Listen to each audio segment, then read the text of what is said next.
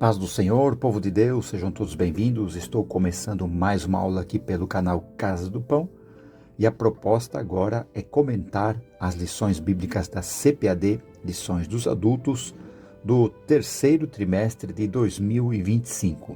E o tema é a Igreja em Jerusalém, doutrina, comunhão e fé, a base para o crescimento da Igreja em meio às perseguições.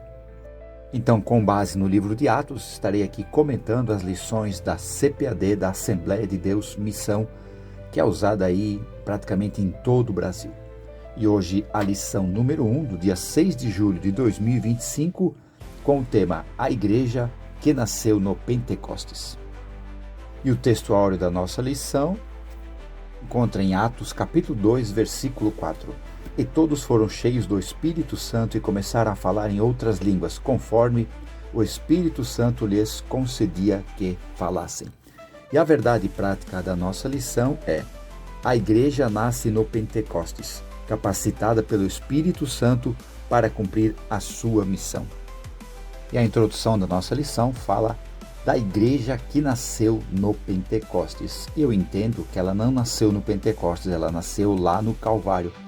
Quando Jesus, para ver se estava morto, o centurião furou o seu lado e dali saiu água e sangue. Então eu entendo que no Calvário foi o nascimento da igreja. E eu entendo que aqui a igreja foi inaugurada no Pentecostes. O Pentecostes é uma festa que acontece ali 50 dias depois da Páscoa. Deus escolheu esse dia para começar o derramamento do Espírito Santo sobre toda a carne. Tudo isso foi profetizado pelo profeta Joel, registrado no capítulo 2 do seu livro, versículo 28, onde é a promessa da efusão do Espírito. E há de ser que depois derramarei o meu Espírito sobre toda a carne. E vossos filhos e vossas filhas profetizarão, e vossos velhos terão sonhos, e os vossos jovens terão visões. Versículo 29, e também sobre os servos e sobre as servas, naqueles dias derramarei do meu Espírito. Então eu entendo que nesse dia, no dia do Pentecostes, a igreja foi inaugurada, onde o Espírito Santo veio revestir os cristãos, os crentes ali com o seu poder. E a lição é dividida em 3 partes, onde apresenta a natureza do Pentecostes, o propósito do Pentecostes e as características do Pentecostes, tudo isso voltado para a missão da igreja aqui na Terra. E o tópico 1 da nossa lição, a natureza do Pentecostes bíblico.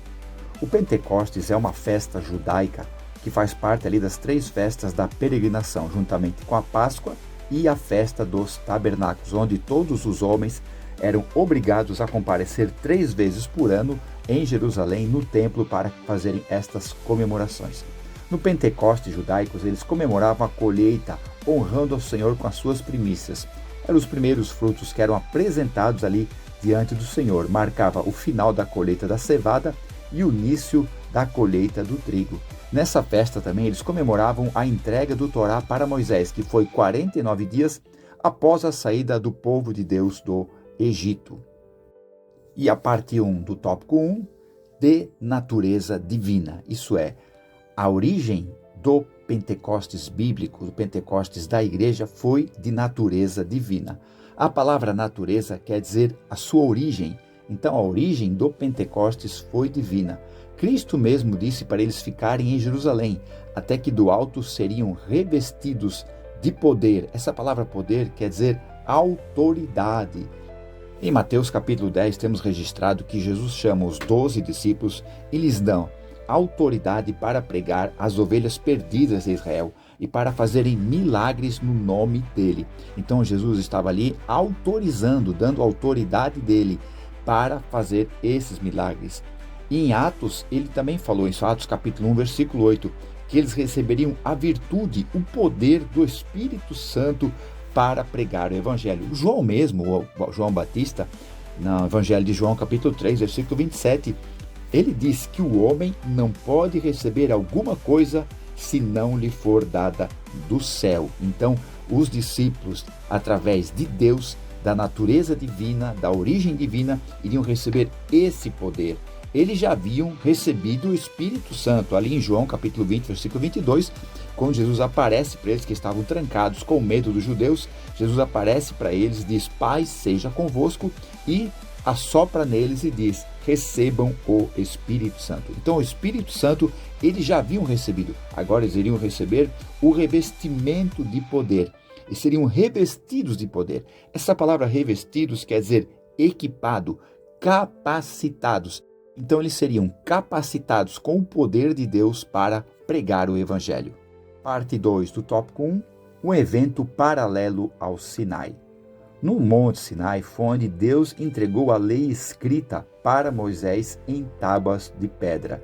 E ali é muito interessante esta passagem desse encontro com Deus, com o povo, com Moisés, que Moisés queria que o povo viesse falar com Deus, só que o povo viu toda aquela manifestação, ao som da buzina, os raios, os trovões, o monte tremendo, e o povo ficou com medo, e o povo disse: não, Moisés, fala tu com Deus, para que nós não morramos, sendo que a intenção de Deus era que cada um buscasse a face do Senhor.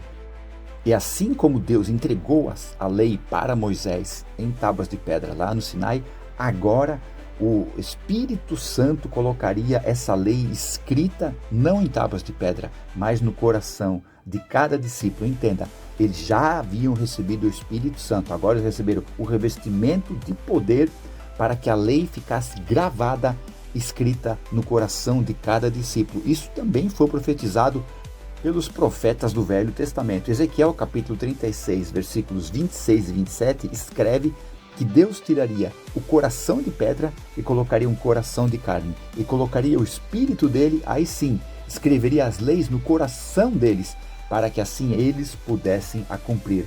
Jeremias 31:3 fala a mesma coisa, que Deus colocaria o seu Espírito em cada um, para que a lei fosse escrita no coração. Então eles não cumpririam mais a lei porque alguém disse com um livro de regras, mas sim porque era um desejo que estava forte no coração de cada um deles. Parte 3 do tópico 1, centrada em Cristo e nos tempos finais. Entenda, a Bíblia é a palavra de Deus. Esse livro maravilhoso que nós temos para poder ler todos os dias. E infelizmente o nosso povo não lê, não medita, não estuda, onde que acontece o que está ali em Oséias, que o povo perece por falta de conhecimento, sendo que o que Oséias está falando não é em relação ao povo, é em relação aos sacerdotes que não ensinavam o povo, não incentivavam o povo a buscar Deus pela sua palavra. Mas entenda, nós temos a Bíblia. Deus é o autor dela. Deus inspirou os homens para escrever, então Deus é o autor. O Espírito Santo é o intérprete, então ele explica a Escritura para você. Nós temos mestres maravilhosos aí em todo o Brasil para ensinar a palavra de Deus, mas o maior mestre é o Espírito Santo. Podemos sim buscar a Deus através desses grandes mestres, mas sempre pedindo a direção do Espírito Santo. Qual professor você deve ter para si? Porque o próprio Paulo escreve a Timóteo que nos últimos dias muitos amontoarão doutores segundo a sua própria concupiscência, o próprio desejo, querendo tirar a comichão dos ouvidos. Então não vão querer ouvir a verdade, mas sim aquilo que agrada ao seu ato pecaminoso. Jesus agora habitava dentro dos discípulos, dentro dos apóstolos, dentro daquelas 120 pessoas. Então esse derramamento do Espírito Santo colocaria aquela palavra que quando eles fossem pregar, com uma autoridade muito maior do que ela simplesmente tinha. Então, quando eles começaram a pregar a palavra, esses homens e mulheres cheios do Espírito Santo, aquela palavra realmente fazia um efeito tremendo. Havia sempre um avivamento quando esses homens e mulheres pregavam. Entenda, o grande propósito do avivamento é capacitar os cristãos para pregar a palavra. É também para trazer mais santidade para a vida deles e principalmente haver mais salvação de almas. Esse é o grande resultado do avivamento. E como a lição fala, para tempos finais, como que essa mensagem que foi iniciada, inaugurada há 2000 anos atrás, permanece até hoje? Porque é através do poder da palavra de Deus, com homens e mulheres cheios do Espírito Santo. Se Jesus demorar mais 1000 anos para voltar, ainda vai ter igreja, ainda vai ter pessoas pregando a palavra, ainda vai ter salvação de almas. Não podemos pensar no tempo, podemos pensar e saber e ter certeza que o poder de Deus está disponível para todo aquele que crê. Então vamos ser cheios do Espírito Santo para pregar a palavra de Deus.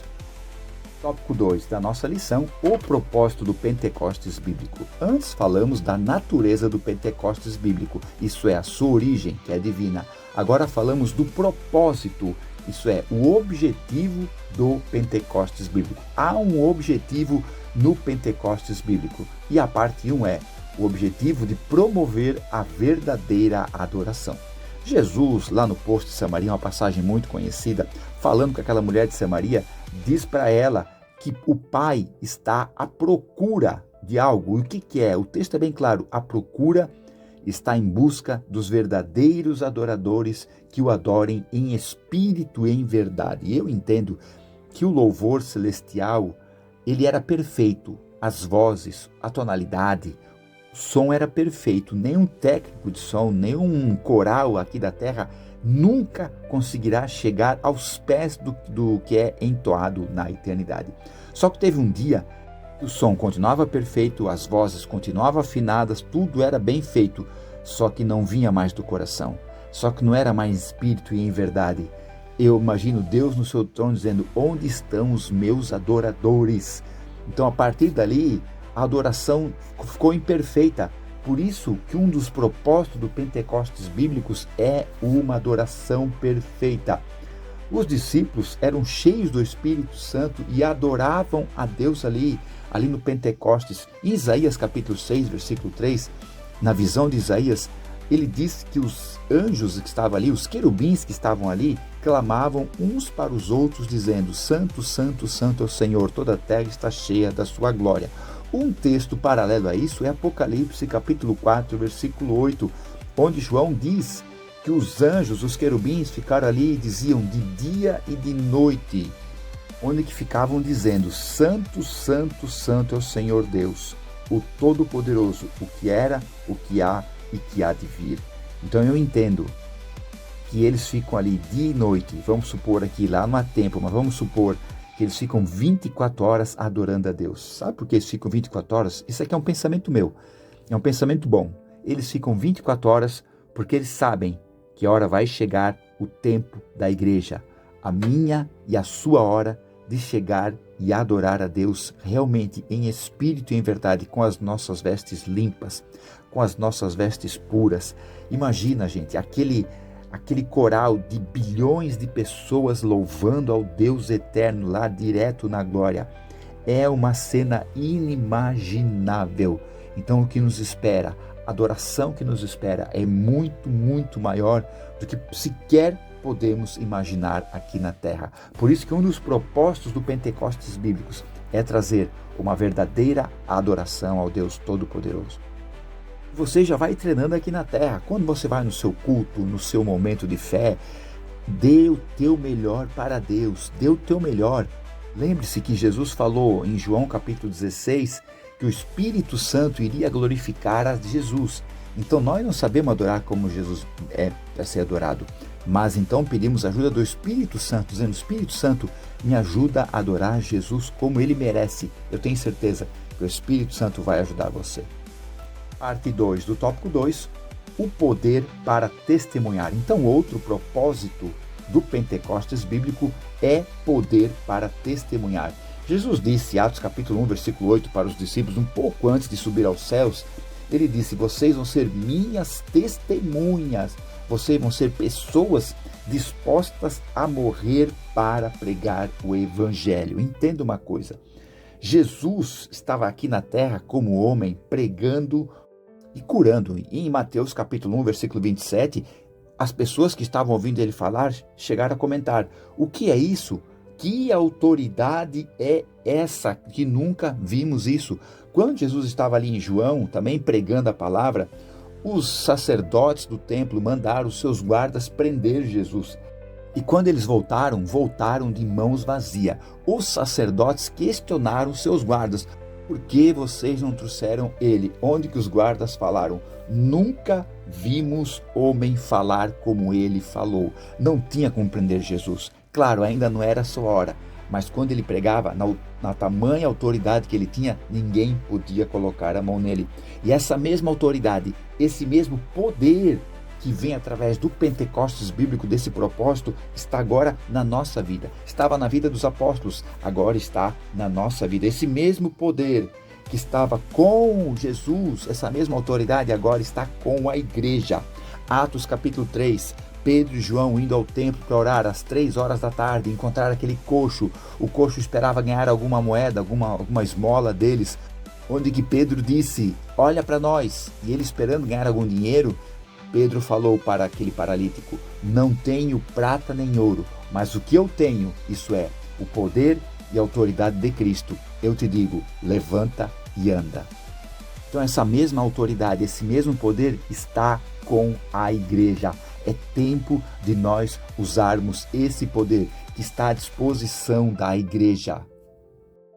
Tópico 3 da nossa lição, características do Pentecostes bíblico. Já falamos da natureza do Pentecostes, que ela é divina, já falamos do propósito, isso é, para que ele serve aqui, e agora as características, aquilo que distingue o Pentecostes bíblico de outros movimentos, as propriedades dele. Então, uma das características é, a parte 1, uma experiência específica. A experiência do batismo com o Espírito Santo, que aqueles 120 receberam, é depois da experiência de salvação a mais incrível experiência que o cristão pode viver. Todo cristão deveria ser orientado, ensinado a buscar isso. Ele é salvo, ele entendeu o plano de salvação, ele tem que ser ensinado a buscar o batismo com o Espírito Santo. Jesus mesmo disse que eles precisariam disso para pregar o Evangelho, porque isso é necessário, é quase essencial. Entenda, quem não é batizado com o Espírito Santo não perde a salvação. A salvação é pela fé, mas nós precisamos do batismo com o Espírito Santo, do poder de Deus, para continuar a pregar o Evangelho, para essa mensagem ser levada a todos os cantos, a todas as nações. No final do Evangelho de Marcos, no capítulo 16, versículo 20, Marcos escreve que pregavam por toda parte, e o Senhor Jesus, cooperava com eles, isso é, andava junto com eles, cooperava com eles, confirmando a palavra que eles pregavam com sinais. Então Jesus estava ali com os discípulos. Como é que ele estava com eles? Ele tinha subido aos céus? Estava dentro deles, através do Espírito Santo, através do poder e autoridade, através do batismo com o Espírito Santo. Jesus já estava neles.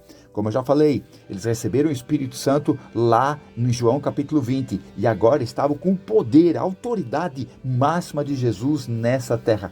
Eles viviam isso, eles tinham isso para eles e é para nós também. Vamos orientar as pessoas que não são batizadas com o Espírito Santo a buscarem isso. Elas entenderam o plano de salvação, entendem o que é preciso para ser salvo. Ok, agora é a hora de ensiná-las a buscar o batismo com o Espírito Santo para ser uma tocha de fogo para pregar o Evangelho. Parte 2 do tópico 3, uma experiência definida e contínua. Então, mais uma característica do Pentecostes bíblicos, uma experiência definida e contínua. Quando os cristãos começaram a falar em novas línguas, foi entendido através até os dias de hoje que é uma evidência de que eles receberam o batismo com o Espírito Santo. Não é só essa evidência que confirma o batismo com o Espírito Santo, mas é a evidência mais marcante, mais poderosa do que o cristão recebeu o batismo com o Espírito Santo. Isso é muito definido. E a lição diz aqui na parte 2 que é uma experiência contínua. O batismo no Espírito Santo não é um fim em si mesmo, é o começo de uma vida cheia da presença e do poder de Deus contínuos.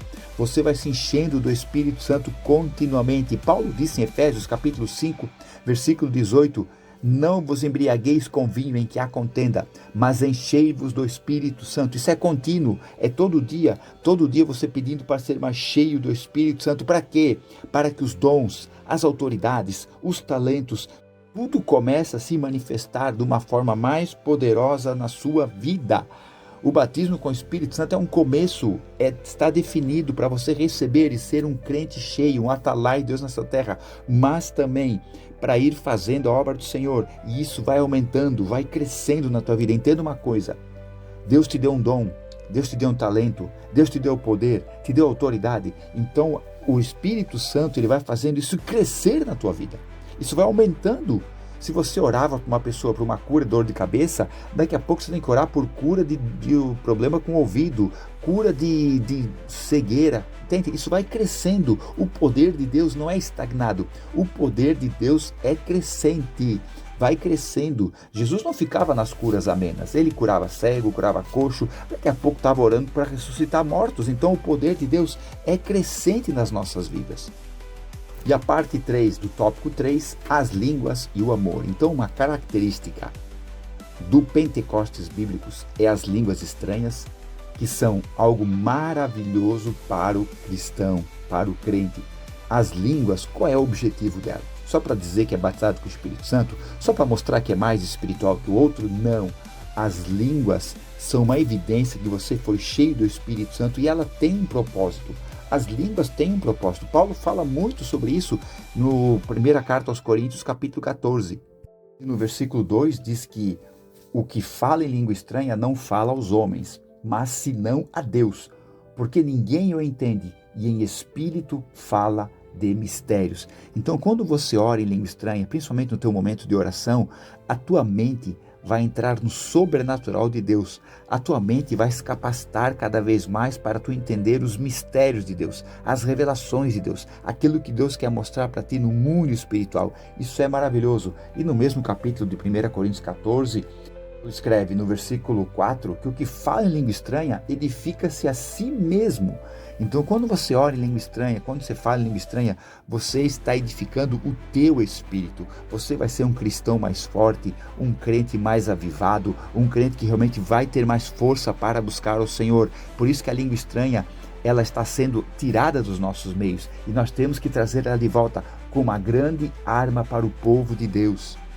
Paulo, quando cita a armadura de Deus ali em Efésios capítulo 6, depois de citar toda a armadura, que ele vai dizendo ali, cingidos os vossos lombos com a verdade, vestida a couraça da justiça, calçados os pés com a preparação do evangelho, o escudo da fé, o capacete da salvação, a espada do Espírito. Depois ele diz, orando em todo o tempo, com toda oração e súplica no Espírito. O Espírito é com letra maiúscula, o Espírito Santo.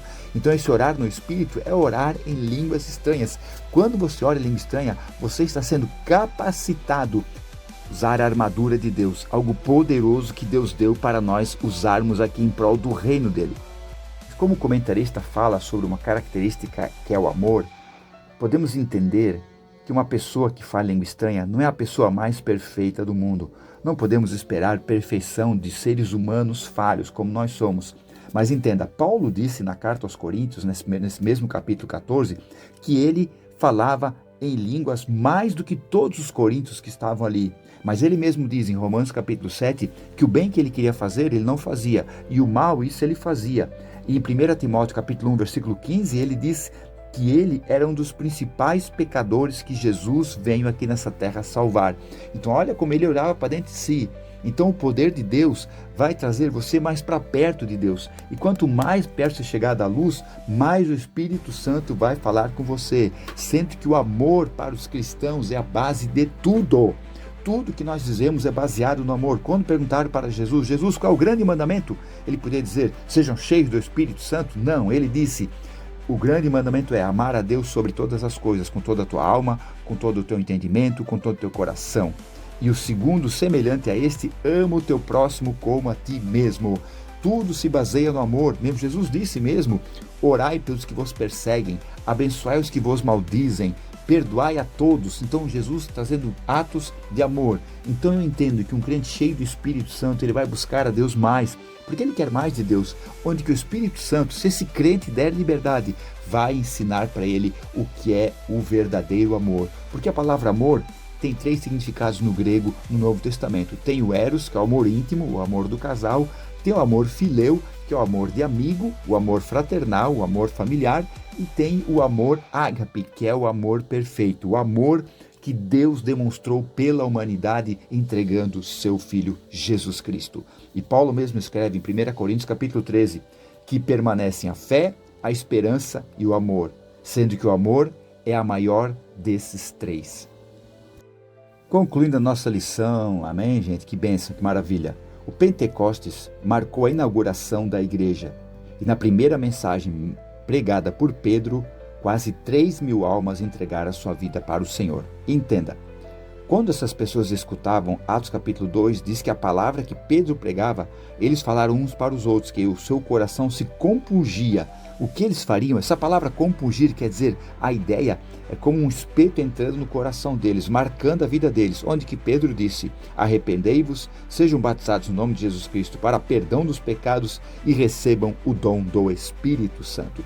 Então, Pentecostes, o poder de Deus, o principal é para crescimento da igreja. E quando é crescimento da igreja, entendemos que é o crescimento do reino de Deus. Amém? Glória a Deus. Muito obrigado por ter acompanhado essa primeira lição deste trimestre. Próximo final de semana, estarei aqui com a lição número 2, com o título A Igreja em Jerusalém, um modelo a ser seguido. Fiquem todos na paz. Deus abençoe